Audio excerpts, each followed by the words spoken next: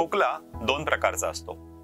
छातीत कफ असेल तर थोडा खोकला येऊन कफ पडतो, पण वात वाढल्याने, गरज नसताना अन्न घेतल्याने, पोट साफ नसल्याने कोरोना झाल्यावर येणारा खोकला हा उबळ स्वरूपामध्ये असतो.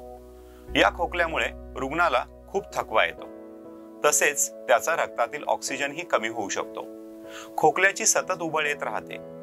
यामध्ये बस्ती, छातीला तेल लावून मसाज करणे, सतत गरम पाणी पिणे, लिक्विड डाएट घेणे, ज्येष्ठमध चघळणे खूप फायदेशीर होते.